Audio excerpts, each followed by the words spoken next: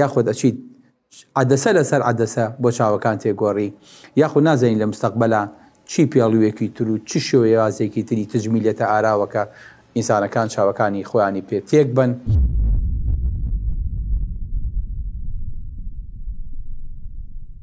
بسم الله الرحمن الرحيم، الحمد لله والصلاة والسلام على رسول الله وعلى آله وصحبه ومن والاه. چاوتان لچاوتان بێ. واتە خی گەورە چاوی دروست کردووە لە شوێنێکی پارێزراوە، دوو کامێری گەورەی لەسەر کاسەی سرت بۆ نەسب کردویت. ئەمە ئەمانەتێکە و ئەبێ ئاگات لێی بێ بزانی ئەم چاوە چۆن و کەی و لە شوێ بەکارەهێنیت و ئەبێ لە هەموو شتێکی زیان بەخش ئەم چاوە پارێزراو بێ. خی گەورە تەنانەت برژانی بۆ چاوەکان دروست کردووە کە وەکو کەپرێک وایە، چەتێک وایە بەسەرەوە بۆ ئەوەی کە تیشکی خۆر و تەپ و تۆز و پیسی زەرری پێنەگەیەنێ. ئەگەر هاتین پێڵووی چاوەکانمان بڕی درێژە بێتەوە بەقەدەر حەجمی خۆی دوای لە شوێنی خۆی ئەوەستەوەکو قژنیە درێژ بێتەوە بەردەوام بتوانی بیبڕیت. خی گەورە مادەیەکی لە چاوا دروست کردووە لەبەر ئەوەی کە ناتوانی چاوداخەیت، لەوانەیە لە کاتی سەرمایە هەموو ئەندامەکانت بیبەستێ، تووشی تەجەمود بێ بە چاو نایبەستێ. مادەیەکی ئەنتی فرێزی تایە، بچیتە ژێر 100 پلەی سەدیەوە چاو ئەبینێ بۆ چکە ئەگەر چاوت داپۆشی بۆ ئەوەی کە گەرمی بێتەوە بە چاوی خۆ نابینیت، لەبەرەوە بە ناچاری ئەبێ مادەیەکی تیا بێ کە خی گەورەوەکو پارێزەر دایناوە. چاو خۆشەویستەکانم لە ناو ئەشکەوتێکی گەورەیە کە بە هەر چوار لایەوە ئێسکە بۆ ئەوەی کە چاو پارێزراو بێ. کەواتە مادەم خی گەورە چاوی لە ڕووی جەستەیەوە بۆ پاراستوین ئەبێ خۆشمان لە ڕووی معنێویەوە بیپارێزی. بۆیە پێغەمبەری خوا صلی الله عليه وسلم هەموو جارێ دوعای کردی فەرموو اللهم عافني في بدني، اللهم عافني في سمعي، اللهم عافني في بصري، لا إله إلا أنت. خی گەورە لاشەم بۆ پارێزە لە هەموو نەخۆشیەکی درێژخایەن و کورتخایەن.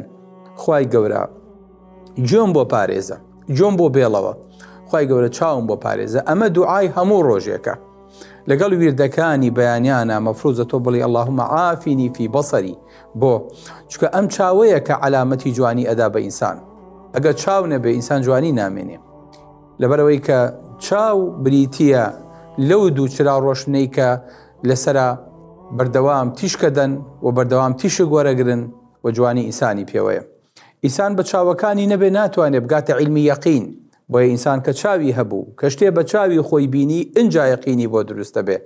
هیچ شتێوەکو چاو نییە لە بوونی دڵنیاییە، ئەڵێ ئەوە شاید حاڵە، ئەوە تەماشاکەرە، ئەوە بینەرە، وەکو ئەوە نییە کە بۆت باسکەن.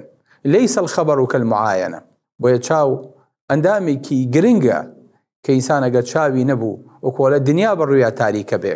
ئینسان بە چاوەکانی خۆشەویستەکانم ئەکرێت چی بکە؟ ئەکرێ هەموو کارێکی گەورە بکە. بۆیە چاو ئەبێ پارێزراو بێ. پێغەمبەری خوا صلی الله عليه وسلم فەرمێ اکتحلوا بالإثم فإنه يجلو البصر وينبت الشعر. فەرمووی چاوەکانتان بەکەڵ ڕەشکەن چونکە چاو ڕۆشن نەکات و مووی برژان و چاوەکانی زیادەکە. سبحان الله چەند جوانە. ئینسان پێغەمبەری خوا صلی الله عليه وسلم فێری کە ئەم چاوە حەقێکی هەیە لەسرت کە بە شەوان 3 جار ئەم لا ڕەشکەیت و 2 جار ئەم لا ڕەشکەیت. ئەوە حەقێکی چاوە لەسەر ئینسان. إن لبدنك عليك حق. بۆی کە شەو نووسیت لە جیاتەوەی کە مەڕحەم و لە باتەوەی کە فرمێسک و لە باتەوەی کە وشک بێ مادەیەکی تیا بێ کە تا هەستایتەوە چاو ڕۆشن بێ. بەڵێ چاو خۆشەویستەکانم ئەو کەسانی کە چاویان نییە نیعمەت و قەدری ئەم مادەیە ئەزانن، نیعمەت و قەدری ئەم دوو کامێرەیە ئەزانن بە ژوور سەری ئینسانەوە. بۆیە کورد دەڵێ کوێر هەتا ئەمرێ بە تەمای چاوە. ئەگەر هەر یەکەمان کۆکەینەوە ئاواتێکی لێ بخوازین ئاواتەکانمان زۆر جیاوازە. بەڵام ئەگەر 100 نابینابێنین پێیان بڵین ئاواتت چییە، حەزت لە چییە؟ بەڵێ دوو چاوی ساخ. بەڵێ بۆیە ئەڵێ هەتا ئەمرێ بە تەمای چاوە. هەر حەزەکە ئەڵێ دکتۆرێکی باش، کەسێکی باش، کەسی دوعایەکم بەسەرا بخوێنێ چاوەکانم بۆ بگەڕێتەوە. سبحان الله خۆشەویستەکانم ئینسان ئەگەر چاوی نەبوو زۆر لە تاقە و توانەکانیشی ونەکە. بەڵام ئەگەر ئینسان خی گەورە ئیبتیلای کرد و تاقی کردەوە بە چاوەکانی، باشتر وایە کە چاوی نەبێ یان چاوی دڵی نەبێ. نەخێر باشتر وایە کە چاوی نەبێ.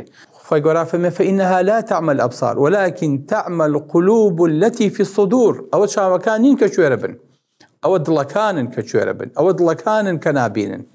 بۆیە ئینسان ئەبێت ئاگای لە چاوی بێ حەقی پێبەرێتە ژوورەوە بۆ ئەوەی کە دڵەکەی کوێر نەبێ. ئەگەر چاو کوێر بوو ئەوە شتێکی تر هەیە قەرەبووی کاتەوە، بەس ئەگەر دڵ کوێر بوو چی هەیە بتوانێت دڵێکی تر، هەستێکی تر، نەستێکی تر بۆ ئینسان دروستکە کە خوای پێ بناسێ.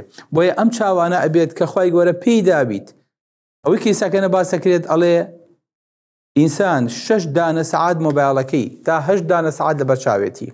وەرە تۆ ڕۆژانە ئەم چاوە 8 دانە سەعات کولکە بە دیار ئەم شاشەیەوە. بۆی بەڕێزەکانم چاو ئەبێ پارێزراو بێ لە هەموو شتێک کە زیانی پێبەخشێ. چاو نابێ ئەو نەسەیری شاشەی پێ بکەیت، چاو نابێ ئەو نەپێی بڕوانیت، چاو نابێ ئەو نەسەیری ڤیدۆ و سەیری ڕسم و سەیری مسەلسەلات و سەیری شتی خراپی پێ بکەیت. یا مناڵەکەت بە دیار مۆبایڵەکەتەوە دانی چەند سەعاتێک سەیرەکات، دوای ئەم مناڵە پێویستی بە چاویلکەیە، چاوەکی وەکو پێویست ئیش ناکە. یاخود بە جگەرە سوورێکیتەوەڵی کاکەوت چاوت چێتی جگەرە خۆری بڵێ، یاخود ئەچیت عەدەسە لەسەر عەدەسە بۆ چاوەکان تێگۆڕی، یاخود نازانین لە مستەقبەلا چی پێڵوێکی تر و چی شێوەیازێکی تری تجمیلێتە ئاراوەکە ئینسانەکان چاوەکانی خۆیانی پێ تێک بن. چاو بۆ ئەوە دروست نەکراوە کە ئینسان نەزەری پێ بکە. سبحان الله ئەو هەستەوەرانە ئەو نا پێکەوە ڕەبتن کە ئینسان نەزەرێکەکە یەکسەر نەزەرەکە ئەگاتە هەستەوەرەکانی تر هەر هەمووی جۆقڵاغە بێ، حتا وەکو ئەگاتە شەهوەت و هۆرمۆناتیشی. بۆیە چاو ئەندامێکی زۆر گرنگە کە خوای گەورە پێی بەخشیوی دەفەرمێ قل للمؤمنین یغضوا من ئەبصارهم، بە موسڵمانەکان بڵێ با چاوەکانیان پارێزن. ويحفظوا فروجهم، چونکە یەکسەر فرج بە دوای چاوە ئەو ڕوژێ. وقل للمؤمنات يغضضن من أبصارهن ويحفظن فروجهن ذلك أزكى لهن. بەم ئافرەتەکانیش بڵێ با چاویان پارێزن بۆ ئەوەی کە دامێنیان پارێزراو بێ. هەر کاتێک ئینسان چاوی پاراست لە هەموو حرامێکە خوای گەورە لی دوورخستۆتەوە، ئەو کاتە ئەم چاوە بەم قووەتە، بەم نیعمەتە، بەم گەورەی ئەمێنێتەوە. ئەم چاوە شتێکی پێ نابینرێ کە خوای گەورەی پێزویر بێ. ئەم چاوە شتێکی پێ نابینێ کە لە قیامەتە شایەتی لەسەر با بڵێ خوای گەورە ئەم چاوە ئاوان پێکراوە. سبحان الله وما كنتم تستترون أن يشهد عليكم سمعكم ولا أبصاركم ولا جلودكم. چه چاوەڕێیەک لە قیامەتە چاو جۆ پێستی شایەتی لەسەر با بەڵێ شایەتیت لەسەردا پێ دەڵێ خوایە ئەم تاوانم پێکراوە لە دنیایە. بۆیە بێ ئەم چاوانە لە دنیا و قیامەتە پارێزراو بوون، چونکە لە قیامەتە خوای گەورە فەرمێ يعلم خائنة الأعين. ئەو تریسکەی چاوی کە لاشێ دەیت و سەیری پێکەیت و تاوانی پێکەی خوای گەورە ئەوەشە بینێ. بۆیە چاو ئەندامێکی گرنگە کە ئینسان پێی ئەگاتە عیلمی یەقین، دوای عینی یەقین پێی ئەگاتە عیلمی یەقین. ئەگەر ئینسان چاو نەبێت ناتوانێت ئەو شتەی کە بە چاوی سەر بینیوێتی یەقینی هەبێت کە ئەم شتە وایە، بەڵام کە بە چاوی سەر ئەڵێ بە چاوی سەر بینیم. بەڵێ ئەکرێ ئینسان چاوی نەبێ، خۆشەویستەکانم چاوی سەری نەبیرێت و ئینسانێکی چاکیش بێ. بڵێ ئەوانەی کە چاویان نییە خوای گەورە مژدەی پێداون لە قورئانە ناوی بردوون و عوزری لەسەر لا بردوون. عوزری چی؟ عوزری جیهاد. بەڵام لە هیچ شتێکی ترا عوزریان نییە و ئەبێت بەشداری هەموو شتەکانی ترکەن، واتە وەکو ئینسانێکی کامڵ مامەڵەیان لەگەڵاکرێ. سبحان الله تۆ نوێژێ لەسەرە، ڕۆژوو لەسەرە، حەجێ لەسەرە، مزگەوتێ لەسەرە، جەماعەتێ لەسەرە، زەکاتێ لەسەرە، هەموو فەرزەکانی تر لە کۆڵە نابێتەوە. هەموو فەرزەکانی تر وەکو ئینسانێکی تەواو لەسەرتە، واجبە. واتە کە خوای گەورە ڕێزی لە ناوی اینجا تەکلیفی کردویت، بەس جیهادی لەسەر لا بردووی. بەڵام بە عەبدوڵای کوڕی ئوم مەکتومیان وتیان عەبدوڵڵا لە ڕۆژی ئەنەسە فەرمێ لە ڕۆژی قادسیە بینیم ئاهات بەرەو جەنگەکە لە چۆوە لە مەدینەوە و عێراق. فەرمیان عەبدوڵڵا تۆ خوای گەورە عوزری لەسەر هەڵگرتوویت بۆت هێنەی بۆم جیهادە، چکە زۆر ناڕەحەتە ئینسان لە شەڕ و جیهاد و لە فیشەک و باروتا بێ چاویشی لە دەوروبەری خۆی نەبێ، زۆر قرسە. فەرمێ وكثروا سواد المسلمين، ئەی مسلمانان زیاد نەکەم، ڕەشی مسلمانان زیاد نەکەم، خۆ بەرامبەرەکەم نازانێ من چاوم پێوە نییە. فەرمی عەلەمێکم بنێ لە بینی دوو سەفا دامنێن، چکە من چاوم نابینێ ناتوانم ڕابکەم. الله سەیری ئەم بیرکردنەوەیەکە تۆ لاو ئەوەیە خەڵک ئەتوانێ ڕاکە بەس من عەلەمەکە ناخەم ڕاژ ناکەم ناتان بەزیێنم عەلەمەکەم بەرێ من ناتوانم ڕاکەم دەبینی دوو سەفا شوێنم بۆ بکەن و بە عەلەمەکە نەکەوێت فەرمێ 3 ڕۆژ شەڕێکی ئەو نەخەست کە هیچ شتێکی تیا دەرناچوو گەورەترین شەڕێک لە بینی موسڵمانان و لە بینی فورسی مەجووسا ڕوویا بێ ئەو جەنگە بوو کەیتر لوتیان شکاو جارێکی تر هەڵنەسانەوە فەرمێت ڕۆژی سێم عەبدوڵڵایان بینی بە شەهیدی لە ناو جەنگەکەیە الله واتە خوای گەورە عوزری دابوو بە خۆی عوزری نادا بەخۆی ئەوانەی کە نابینان خوای گەورە عوزریان بۆ هێنێتەوە لە قورئانە عەبەسە وەتەوەلە ئەن جاءەه الأعمى فەرمێ ڕووی وەرجێڕا و پشتی هەڵکرد لە کاتێکە نابینایەک هاو بۆ لای بەڵێ خوای گەورە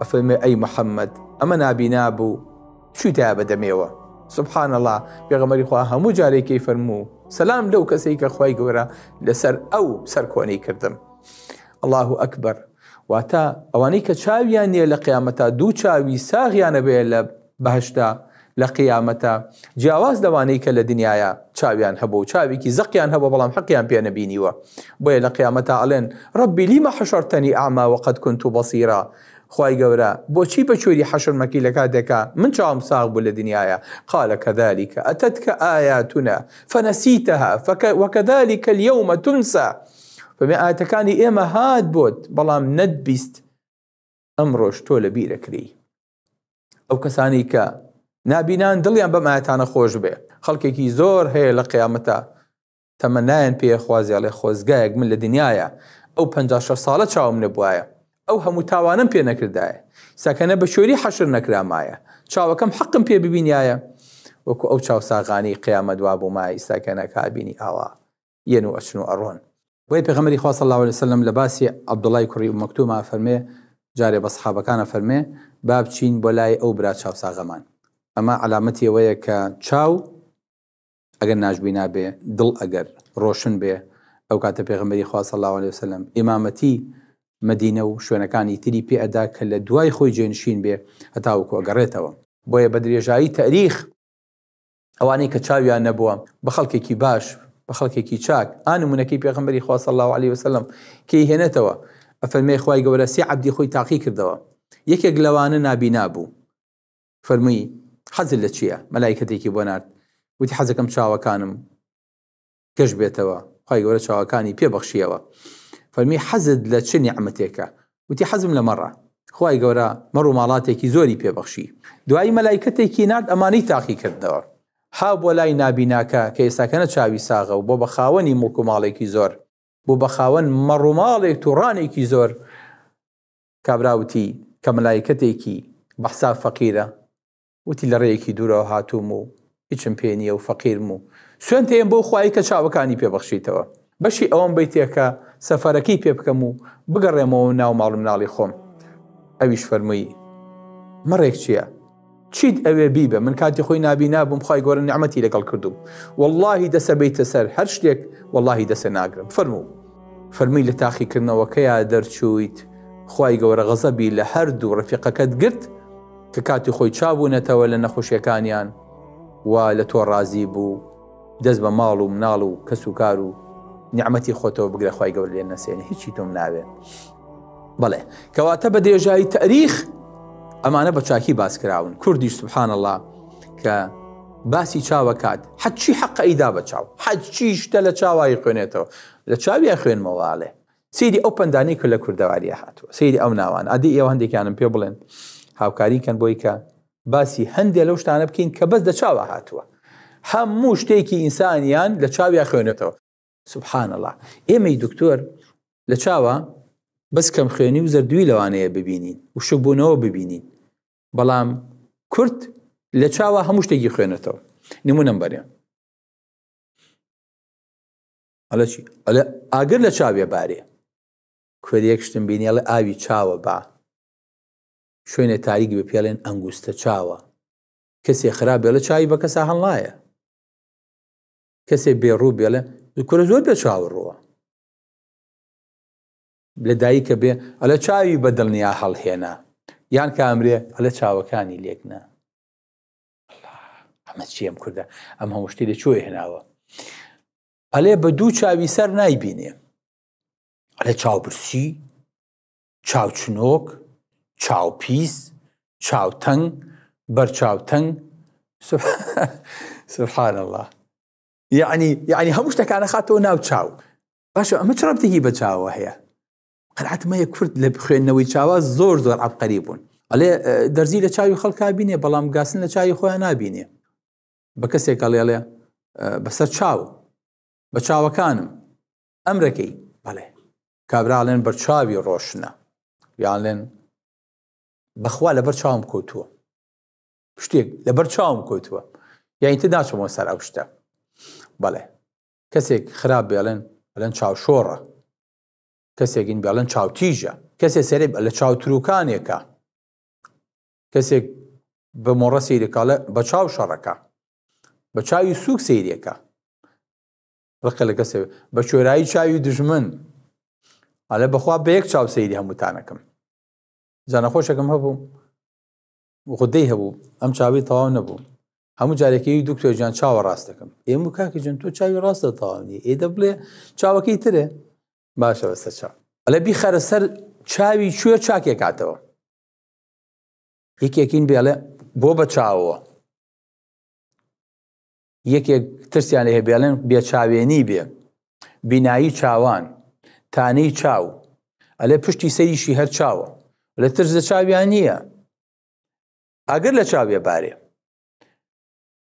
ئەلێ پارە بەری چاوی گرتووە نەزانم چۆن پارە بەری چاوە گرێ چاوە ماچەکەم هەولێرە چاوتە خۆم نازانڵا چاو چۆن نەخورێ خوا عەفوتان کایە خۆ خلیجەکان لووتیان بە گەورە گرتووە چون لووت ماچەکەن و تەعزیمی لووتەکەن بەس کورد تەعزیمی چاوەکە ئەلێ پیاوەتیە بە چاو نییە بەڵێ یان کورد کاتی خۆی زۆر چاوی ڕەش کردووە یعنی بە ژن و پیاوە چاویان ڕەش کردووە لەسەر حەدیسەکەی پێغەمبەری خوا صلی الله علیه وسلم کە ئەمریان پێکا کە چاو ڕەشکەن ئەڵێ حەوتی بمرێ لە باوان کلی نابرێ لە چاوان یعنی هەرچەنێ تەعزیەشیان هەبێ کلی خۆی هەرەکە بەڵێ ئەلێ خۆزگە چاوم لە چاوتە بووە خەو لە چاوم تۆراوە خوێن بەری چاوی گرتووە دایەوە بە چاویە پیاوەتیە لەگەڵ کەسی یەکاڵێ دایە بە چاویە ئەلێ دەستکارەکات و چاوە ترسێ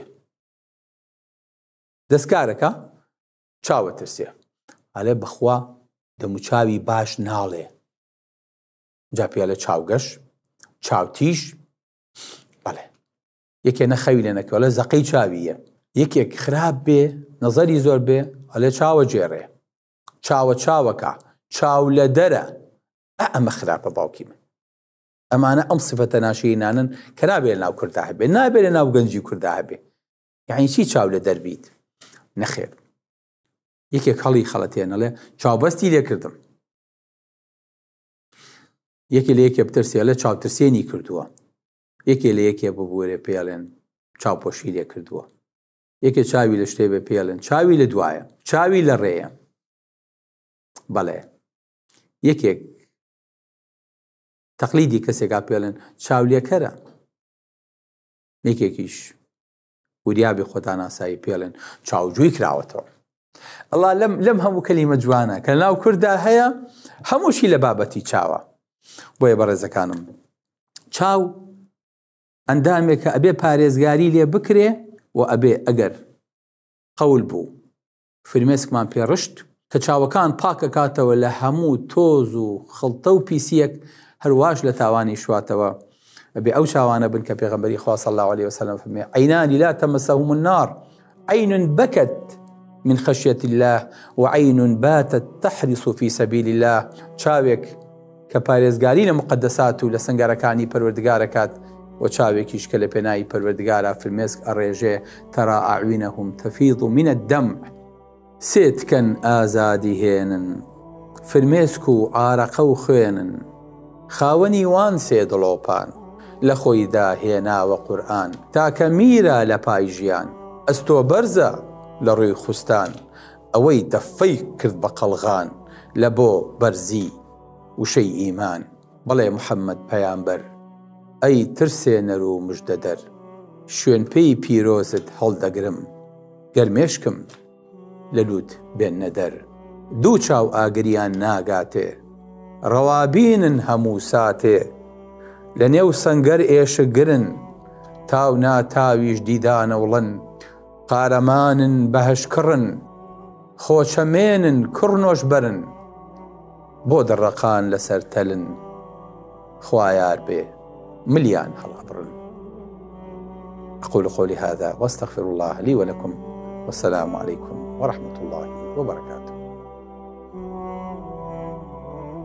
ليك ثانية 400 مليون معلومات دێتەوە بۆ مێشک. لەم کاتەیە کەم قسە بۆ جەناب دەکەم. 2 بلیۆن بایت معلومات دێ بۆ مێشکە.